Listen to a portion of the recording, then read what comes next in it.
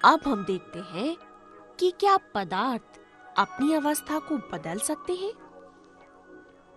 इसके लिए एक बीकर में लगभग 150 ग्राम बर्फ के टुकड़े लेते हैं। स्टैंड पर बांधकर एक थर्मामीटर इस बीकर में इस प्रकार लटकाते हैं कि थर्मामीटर का बल्ब बर्फ में पूरी तरह से डूबा हुआ हो। बर्फ का तापमान नोट करते हैं और अब इस बीकर को बर्नर की मदद से गर्म करते हैं। बर्फ धीरे धीरे पिघलने लगी है, लेकिन तापमान 0 डिग्री सेल्सियस पर स्थिर है। अब पूरी बर्फ पानी में बदल गई है। अब तापमान बढ़ने लग गया है और पानी भी उबलने लग गया। अब भाप बन रही है। थर्मामीटर पर पाठ्यांक 100 डिग्री सेल्सियस पर स्थित हो गया है। क्या आपकी अध्यापिका ने इसके बारे में भी कुछ समझाया है? हाँ सोनाली, बर्फ यानी ठोस का तापमान बढ़ाने पर इसके कणों की गतिज ऊर्जा बढ़ जाती है और कण अधिक तेजी से कंपन करने लगते हैं। गर्म करने से प्राप्त ऊर्जा कणों के मध्य आकर्षण बल को पार करने में मदद करती है और कण अपने स्थान को छोड़कर स्वतंत्र रूप से गति करने लगते हैं और ठोस पिघलकर द्रव्य में बदल जाता है। जिस तापमान पर ठोस पिघलकर द्रव में बदलता है उसे उस पदार्थ का गलनांक कहते हैं। जिस पदार्थ के कणों के मध्य आकर्षण बल जितना अधिक होता है उसका गलनांक उतना अधिक होता है।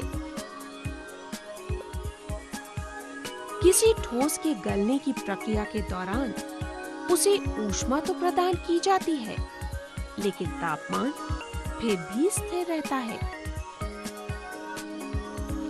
जैसे बर्फ का तापमान 0 डिग्री सेल्सियस पर स्थिर हो जाता है, तो प्रदान की जाने वाली ऊष्मा कहाँ जाती है?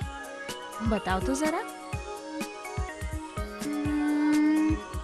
हमारी अध्यापिका ने बताया था कि दी जाने वाली ऊष्मा कणों के पारस्परिक आकर्षण बल को तोड़ने के काम आती है, क्योंकि इस ऊष्मा से तापमान में वृद्धि नहीं होती है। ऐसा माना जाता है कि ये सामग्री के अंदर छुपी हुई ऊर्जा होती है, इसीलिए तो इसे गुप्त ऊष्मा कहते हैं।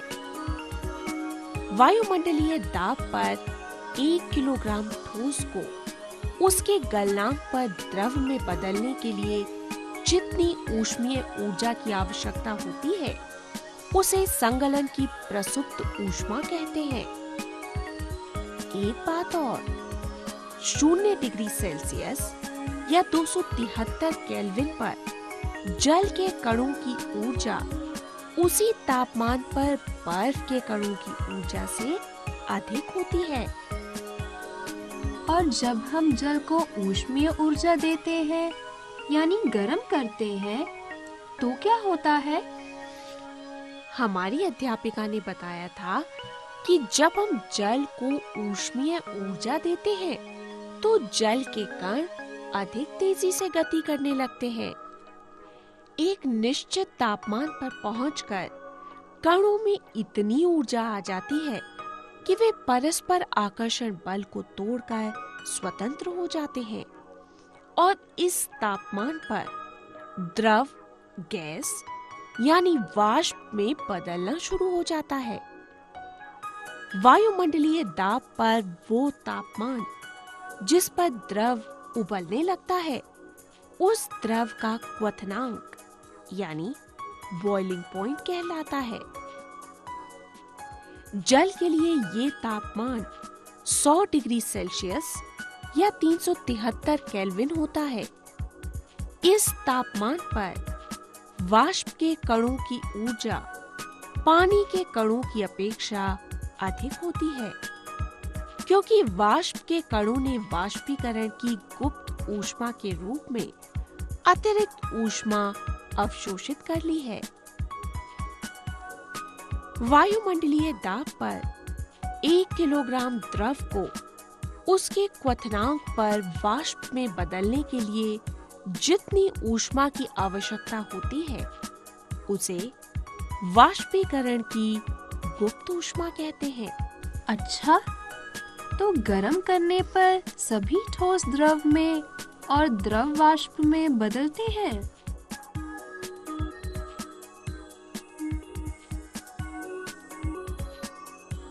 नहीं, सभी नहीं। कुछ ठोस पदार्थ ऐसे भी हैं जो गर्म करने पर सीधे गैस या फिर वाष्प में बदलते हैं, या वाष्प और गैस ठंडा होने पर सीधा ठोस में बदल जाते हैं।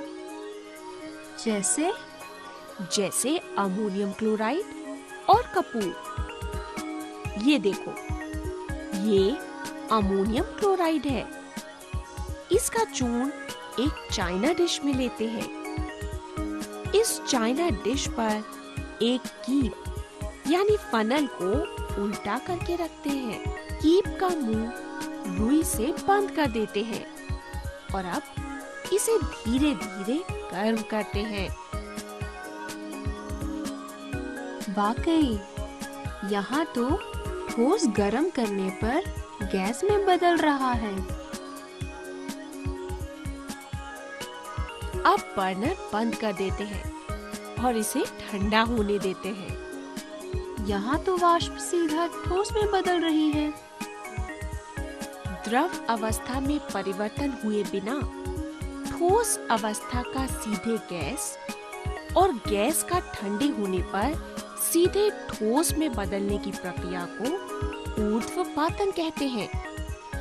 सोनाली, आइए अब हम आपको बताएं कि दाब का पदार्थ की विभिन्न अवस्थाओं पर क्या प्रभाव पड़ता है।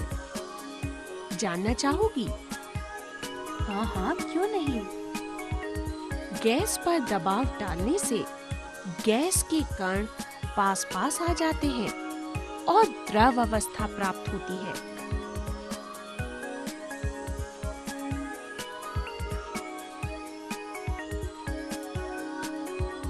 दाब और अधिक बढ़ाने से और तापमान को और अधिक कम करने से द्रव ठोस अवस्था में परिवर्तित हो जाता है। उदाहरण के लिए शुष्क कार्बन डाइऑक्साइड। जब वायुमंडलीय दाब का माप 1 एटमॉस्फेयर हो तो ठोस कार्बन डाइऑक्साइड द्रव अवस्था में आए बिना सीधे गैस में परिवर्तित हो जाती है। इसीलिए तो ठोस कार्बन डाइऑक्साइड को शुष्क बर्फ यानी ड्राई आइस भी कहते हैं।